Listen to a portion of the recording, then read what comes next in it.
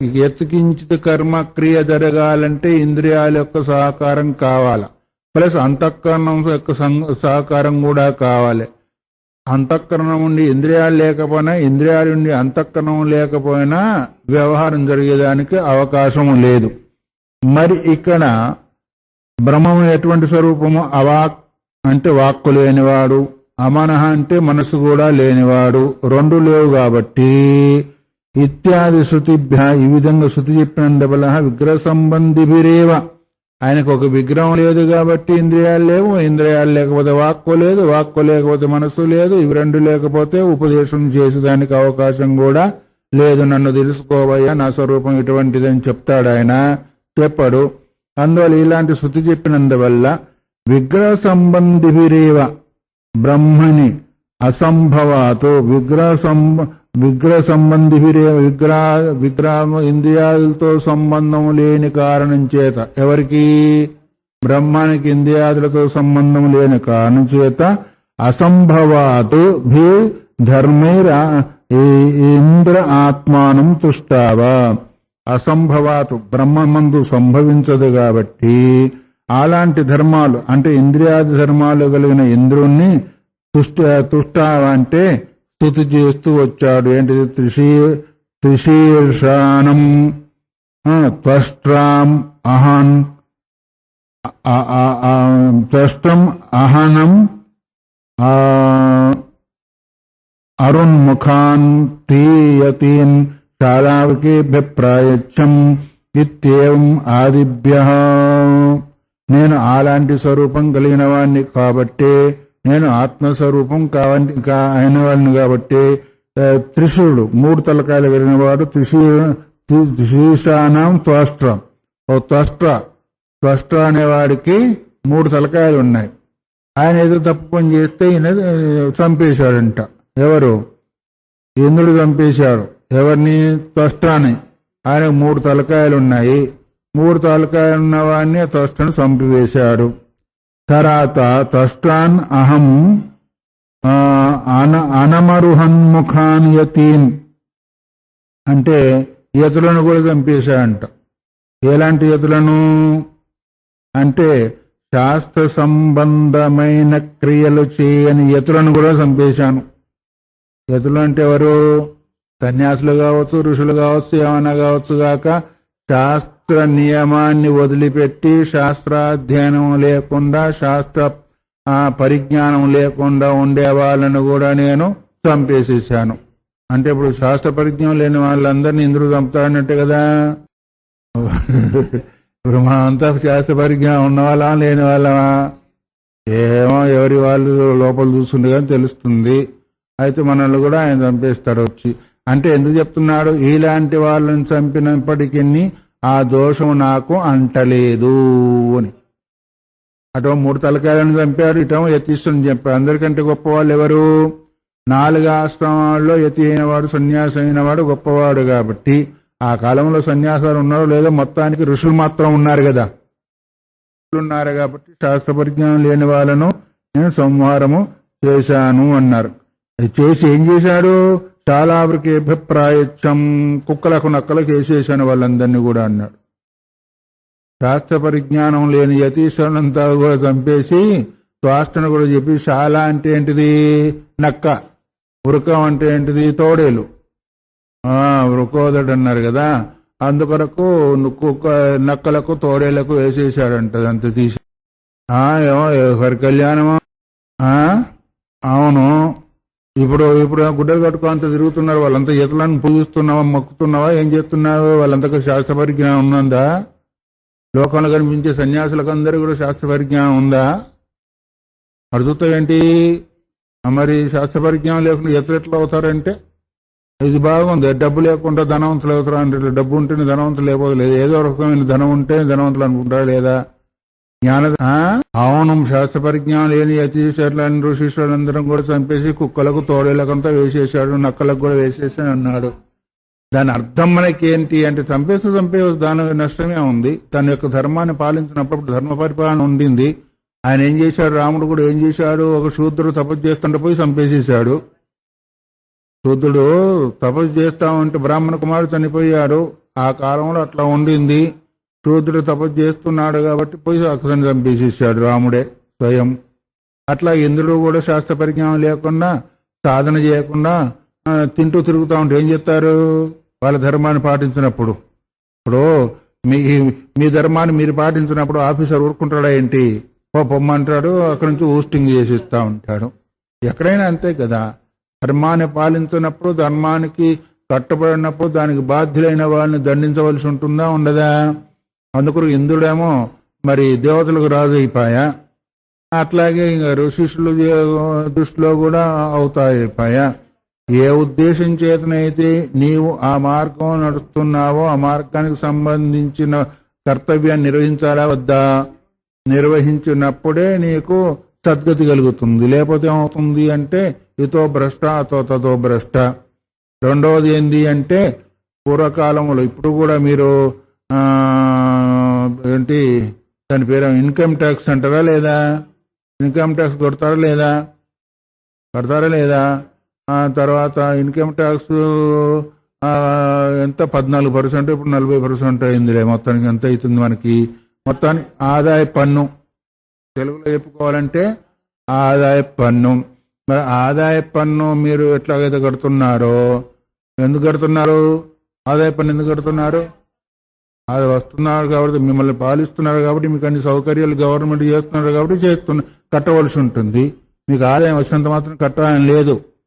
మిమ్మల్ని అందరికీ కావాల్సిన సౌకర్యాలను ఏర్పాటు చేస్తున్నారు కాబట్టి గవర్నమెంట్కు మీ ఆదాయంలో కొంత కట్టాలి. అంటే దాని సౌకర్యం తీసుకొని కదా నువ్వు ఆదాయాన్ని సంపాదిస్తున్నావు. అందుకరకు ఆదాయంలో కొంత వాళ్ళకు కట్టవలసి ఉంటుంది.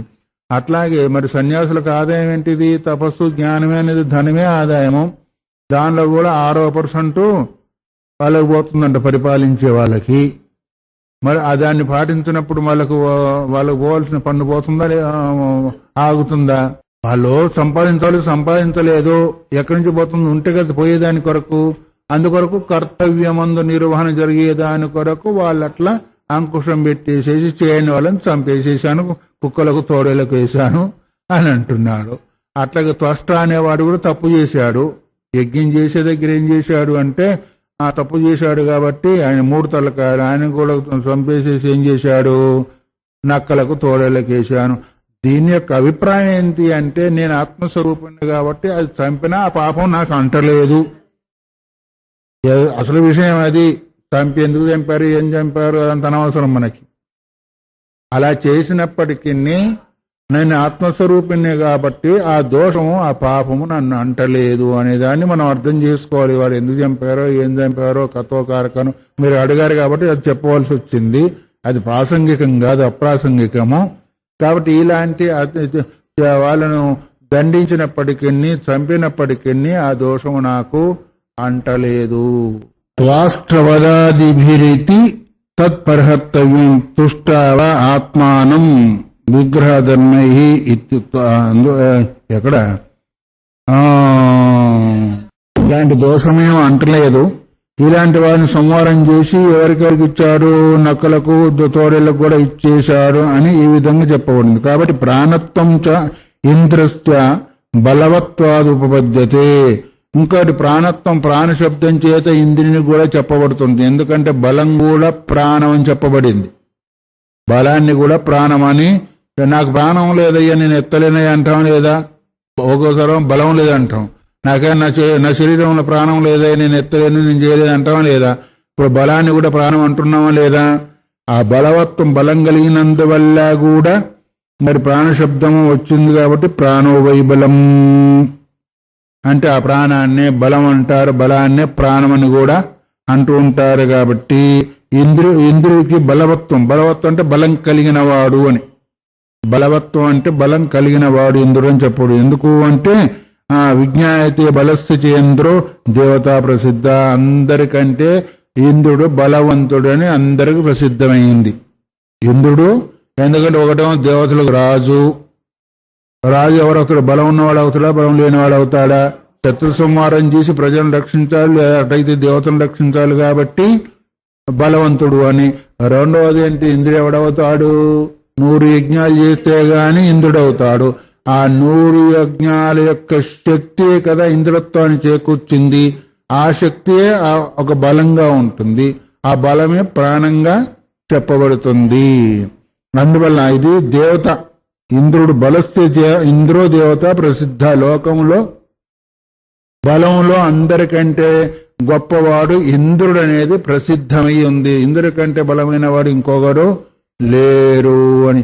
ఎందుకంటే రాక్షసులలో ఉంటే ఉండొచ్చు కాక అది వేరు సంగతి. మరి ఒకవేళ బలవంతుడైతే రాక్షసులు భయపడి ఎందుకు పారిపోయారు వగైరా వగైరా, అది సంగతి వేరు. ఆ బలం వేరు, ఈ బలం వేరు. అదో రాక్షస బలం, ఇదో దేవతా బలం. అది బలమే ఇది బలమే కావచ్చు కాక, కానీ రాక్షస బలం ఇక్కడ బలంగా చెప్పబడదు. దేవతా బలమే రాక్షస బలం. బలమైనప్పటికీ అది వినాశనానికి హేతు అవుతుందే కానీ ఉద్ధరణకి హేతువు కాదు. మనకు ఉద్ధరణకి హేతువైన బలం కావాలా, వినాశనానికి హేతువైన బలం కావాలా? అందువల్ల ఇంద్రుడు 100 యజ్ఞాలు చేశాడు. ఇంకా అందుకొరకు అంతేకాకుండా అందరికంటే కూడా బలం కలిగిన వాడు వజ్రాయుధం వగారం ఉంది కాబట్టి ఆ వజ్రాయుధంతో ఎన్ని పనులన్నా చేయగలుగుతాడు. కాబట్టి అందరిలో ప్రసిద్ధమైన వాడు బలవంతుడు అని ఇంద్రుని చెప్పబడుతుంటుంది లోకం ప్రసిద్ధి. యాచ కాచిత్ బలకృతిరింద్ర ఇంద్ర కర్మైవ తత్ ఇతి వదంతి. ఏదైతే ఉందో కాచిత్ బలకృతి, బలం చేత ఏదైతే చెప్పబడుతుందో వాహ్ వీడు ఇంద్రుడు లాంటి వాడయ్యా అంటాం లేదా? ఎందుకంటే బలాన్ని చూసుకొని ఇంద్రునంతటి బలం కలిగిన వాళ్ళయ్యని మనం ఇంద్రుడినే ఉపమానం కూడా ఇస్తుంటాము. కాచిత్ బలకృతిరింద్ర కర్మైవ, ఏదేది చేస్తామో బలం చేతి చేసినందువల్ల ఇంద్రుడు ఇంద్రకర్మి అంటారు. ఇంకొకటి మనం దీనిలో లేదనుకోండి, మన పద్ధతిలో మనం విచారించాలంటే మనం ఏదైనా పని చేస్తే దేంతో చేస్తాము? బలంతో. సరేలే, దేంతో చేస్తాం? ఊపిరి కాదు గీపురు కాదు. పని చేస్తే దేంతో చేస్తాము?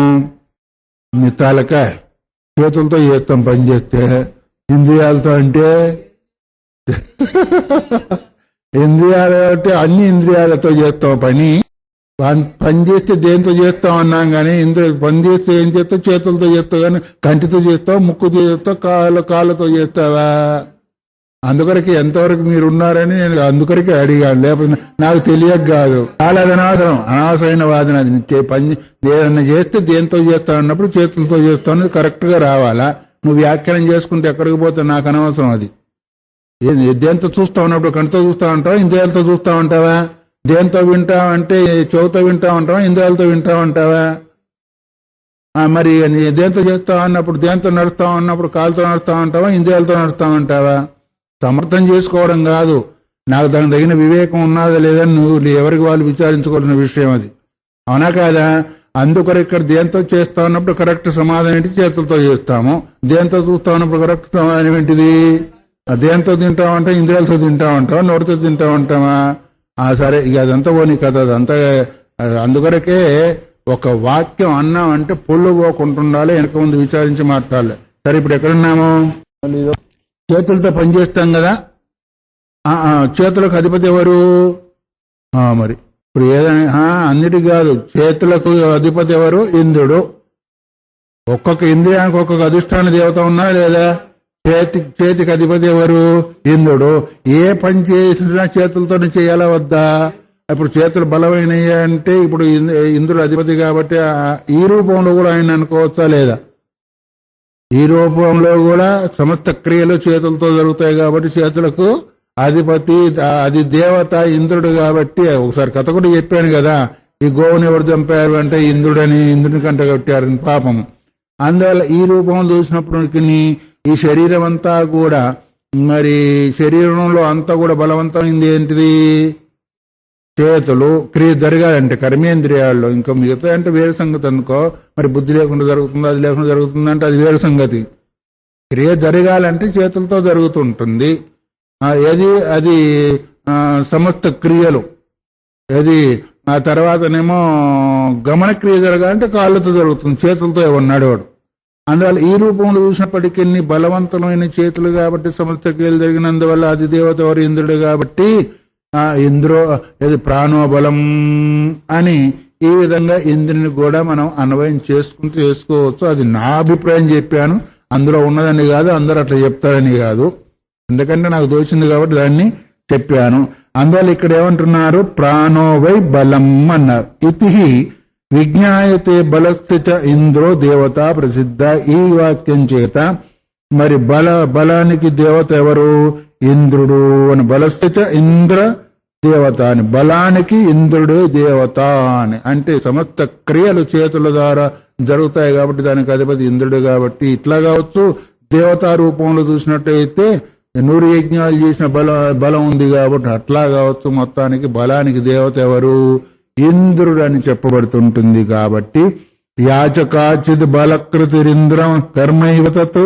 ఎవరైనా ఇది తరగని చేయలేని పని చేస్తే ఏమంటారు? ఇంద్రుని అంత పని చేసేవయ్యా నువ్వు అంటారా లేదా? ఏమంటారు లోకము? నీతో జరగని పని జరిగింది అంటే, చేయలేని పని చేసావంటే ఇంద్రుని లాంటి పని చేసావయ్యా నువ్వు ఇంద్రుడవయ్యా, ఎవరు చేయలేని పని నువ్వు చేశావు అనే ఆ భావన వచ్చినప్పుడు ఏమొస్తుంది? ఇంద్రుని పని వస్తుందా లేదా? ఎవరు చేయని పని చేసిన నువ్వు ఇంద్రుని లాంటివయ్యా అని లోకంలో కూడా అక్కడక్కడ ప్రసిద్ధి కనిపిస్తుంది.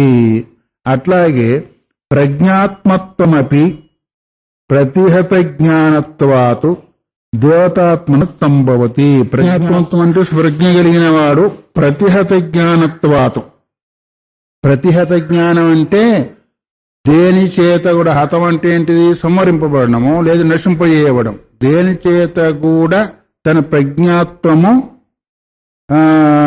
హననం కాకుండా ఉంటుంది కాబట్టి అది ఏమంటే దేవతాత్మ అది దేవతా స్వరూపులకే సంభవిస్తుంది గాని మిగతా వాళ్ళకు సంభవించదు. ఎట్లాగంటావా? జీవమాత్రులకైతే ఇతర జ్ఞానం చేత తనలో ఉన్న ప్రజ్ఞాత్వం నశించిపోతుంది.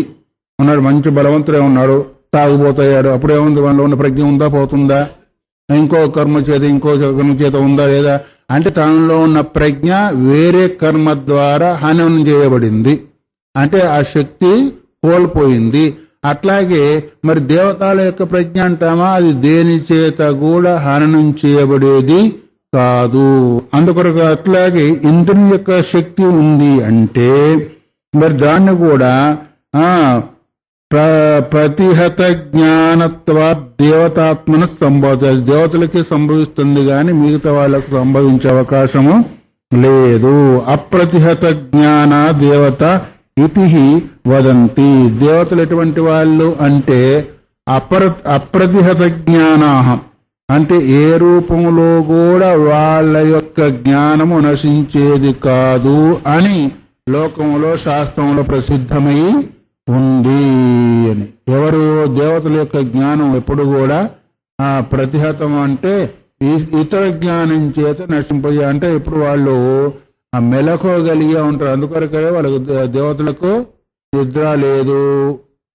నిద్ర లేదు కనురెప్పబాటు ఉండదు అన్నారు. మనకేంటిది? నిద్ర ఉంది, కనురెప్పబాటు ఉంది. నిద్ర వల్ల కొన్ని విస్మరణకు వస్తాయా లేదా? తర్వాత ఇంకా వేరు దానిలో కూడా విస్మృతి కలుగుతుంది. కాబట్టి మరి వాళ్ళ యొక్క జ్ఞానానికి జీవుని యొక్క జ్ఞానానికి మనకు తేడా ఉందా లేదా? వాళ్ళ జ్ఞానము అప్రతిహతమైంది, దేని ద్వారా కూడా నశింపబడేది కాదు, మామూలు జీవుడికి నశింపబడేది.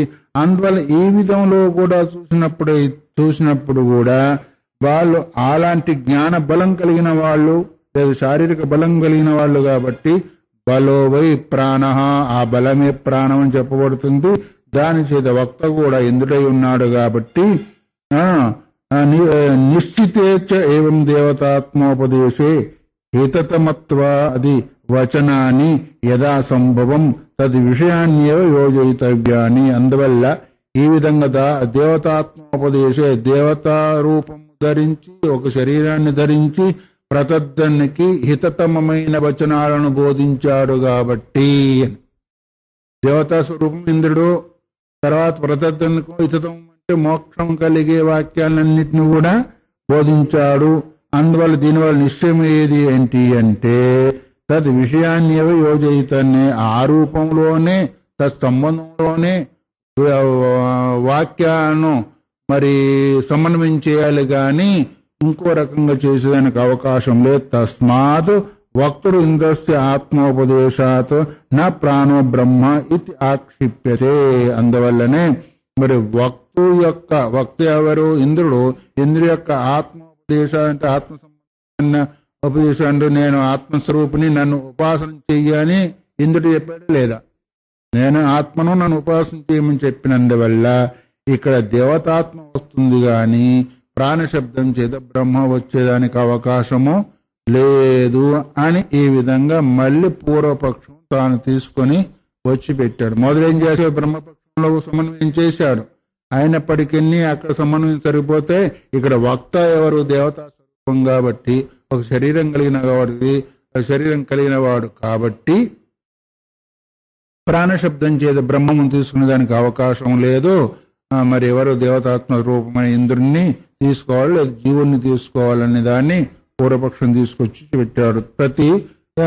ఆక్షిప్య ప్రతి సమాధీయతే. దీని గురించి ఇంకా వద్ద ఇప్పుడు సమాధానం చెప్తూ ఉన్నాడు. దాని యొక్క సమాధానం ఏంటో వినండి. అధ్యాత్మ సంబంధ భూమా హ్యస్మిన్, అధ్యాత్మ భూమా సంబంధ హ్యస్మిన్ ఇది అధ్యాత్మ సంబంధ ప్రత్యేగాత్మ సంబంధస్తస్య భూమా బాహుళ్యం అస్మిన్ అధ్యాయే ఉపలభ్యతే అన్న. సూత్రంలో ఏముంది?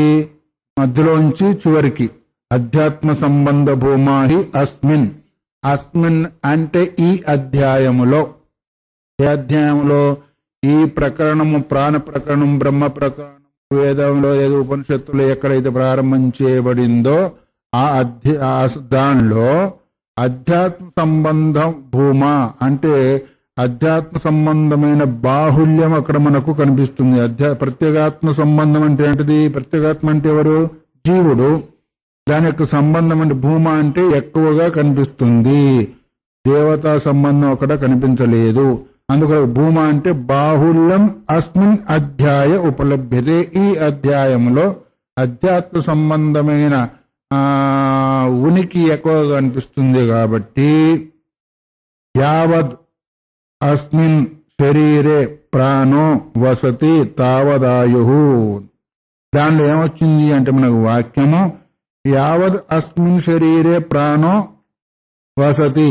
ఎంతవరకు ఈ శరీరములో ప్రాణము నిలిచి ఉంటుందో అంతవరకే ఆయువు అన్నారంట. ఎంతవరకు శరీరంలో ప్రాణం నిలిచి ఉంటుందో, ఎవరో ఒక జ్యోతిషం దగ్గరికి పోయి నేను ఎంతవరకు బతుకుతానయ్యా అడిగా అంట. అబ్బో నీకేంటయ్యా చాలా బాగుంది ఆయుస్సు, చచ్చేదాకా బతుకుతావు పోవయ్యా అన్నాడంట వాడు. ఎంతవరకు బతుకుతావు? చచ్చేదాకా బతుకుతావు అంటే రేపు వచ్చినా అని చచ్చేదాకా బ్రతికేవాడే, ఇంక 10 వచ్చినా. అట్లాగే ఇక్కడ కూడా ఎంతవరకు అయితే శరీరంలో ప్రాణం ఉంటుందో అంతవరకే ఆయుష్షు అన్నారు. ఈ వాక్యం చేత, ప్రాణశబ్దం చేత ఏం తీసుకోవాలా? ప్రాణం ఉన్నంత వరకు శరీరానికి ఆయుష్ అని చెప్పబడింది కదా.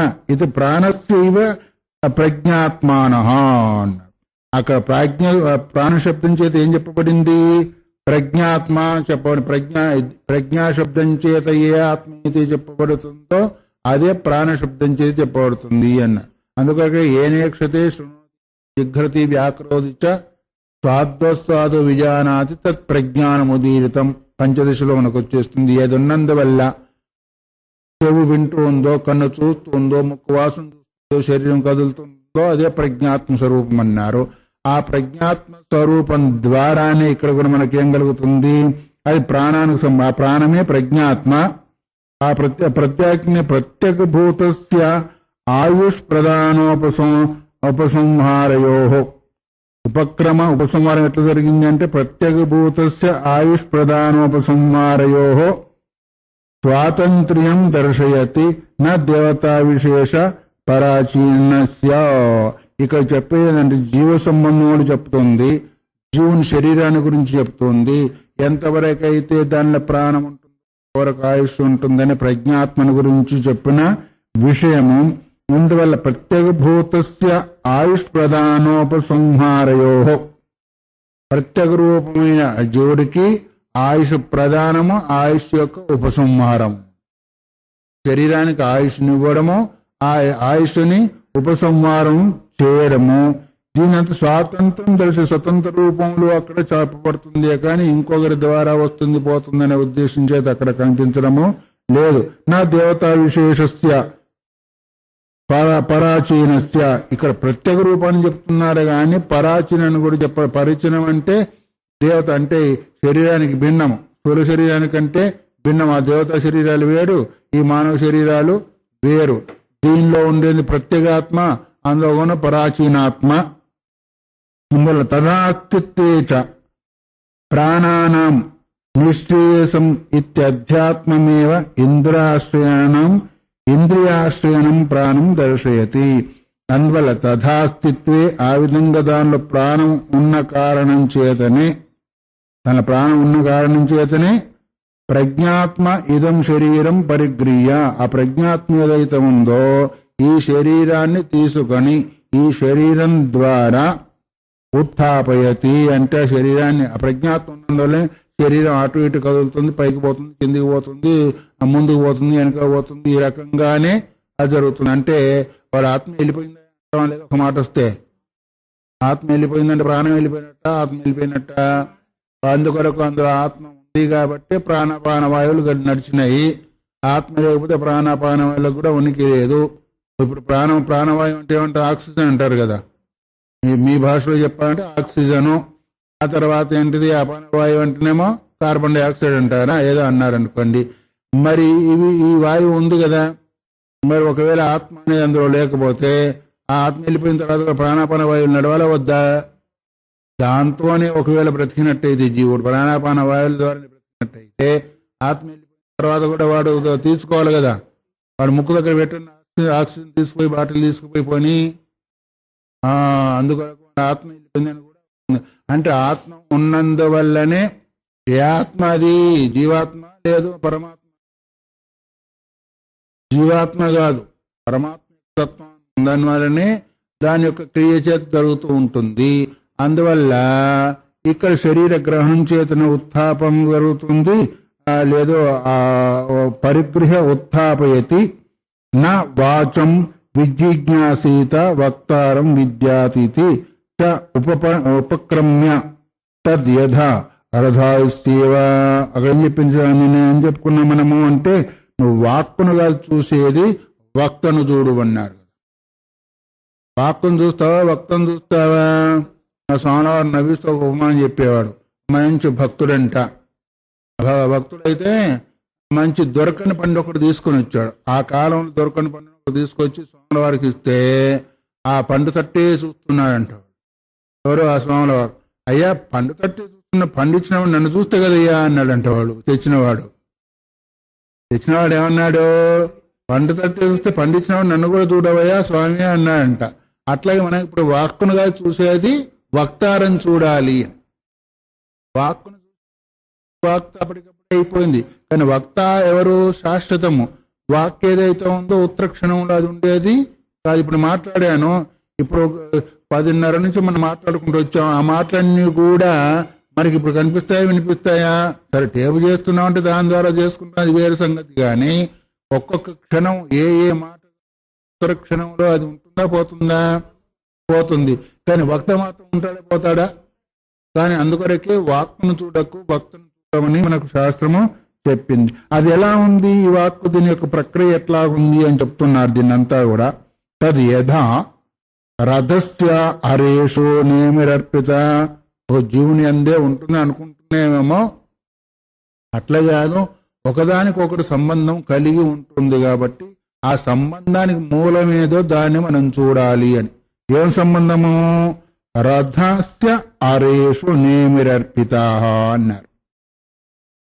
ఇప్పుడు రథం అంటే ఏంటిది? మనకి రథం అంటే ఎక్కడ పోతారో, బండి, ఎద్దుల బండిని తీసుకోండి. ఎక్కడికో పోతే మనకు తెలియదు. ఎద్దుల బండి, ఎద్దుల బండికి చక్రాలు ఉంటాయా లేవా? రథస్య హరేషు నేమిరర్పిత. నేమి అంటే ఆ పైన చుట్టలుగా ఉన్నాయి కదా, వాటి నేమి అంటారు. అవి దేని యందు ఉన్నాయి? ఈ కొయ్యల పైన ఆధారపడి ఉన్నాయి కదా. పైన చుట్టుగా ఉండేదంతా కూడా మధ్యలో ఉండే కొయ్యల పైన ఆధారపడి ఉన్నాయి. ఒకటైంది కదా. ఇప్పుడు ఆ కొయ్యలు ఎక్కడ ఉన్నాయి? మధ్యలో మీరు కుండో గుండో అన్నారు కదా, దానిపైన ఆధారపడి ఉన్నాయి. అందుకొరకు రథస్య హరేషు నేమి. నేమి అంటే వేటినంటారు? పైన చుట్టుగా ఉండేటి నేమి అంటారు. అర అంటే ఈ మధ్యలో ఉండే కొయ్యలు ఉన్నాయి కదా అరేలు, ఆ నేమి ఈ కొయ్యల పైన ఆధారపడి ఉంది. నాభం అర అర్పిత, నాభి అంటే బొడ్డు, మధ్యలో ఉన్న బొడ్డు కదా, ఆ అరలేమో ఎక్కడున్నాయి, ఆ నాభి అందు ఉన్నాయి. ఏం ఏత భూతమాత్రా ప్రజ్ఞామాత్ర సౌ అర్పితా ప్రజ్ఞామాత్ర ప్రాణేషు అర్పిత స ఏష ప్రాణ ఏవ ప్రజ్ఞాత్మా ఆనందో అజరో అమృత ఇతి అని ఈ విధంగా చెప్పబడింది. ఎట్లాగైతే రథ నేమి ఏంటిది అరలయందు ఉన్నట్టుగా, అరలేమో ఆ లోపల ఉన్న నాభి అందు ఉన్నట్టుగా ఒకదానికొకటి జైంట్ లో ఉంది, ఒకటి లేకుండా ఇంకోటి లేదు. మధ్యలో నాభి లేకుండా అరలు లేవు, అరలు లేకుండా నేమి ఉండేదానికి వీల్లేదు. కాబట్టి నేమి అరల మీద ఉంది, అరలేమో నాభి మీద ఉంది. అట్లాగే ఇక్కడ కూడా ఏవం ఏతాహ, ఇదే రకంగా ఎట్లా ఇది చక్రానికి 3 రకాలైన మూడు విధాలుగా ఉన్నాయో అలాగే భూతమాత్ర ప్రజ్ఞామాత్ర పితాహ అన్నారు. భూతమాత్రాలు అంటే భూతాలు, తర్వాత తోటి సంబంధించిన మాత్రలు అంటే ఇంద్రియాలు అనుకోండి, శబ్దాది విషయాలు, దాన్ని పంచమహాభూతాలు దేన్ని ఆశ్రయించి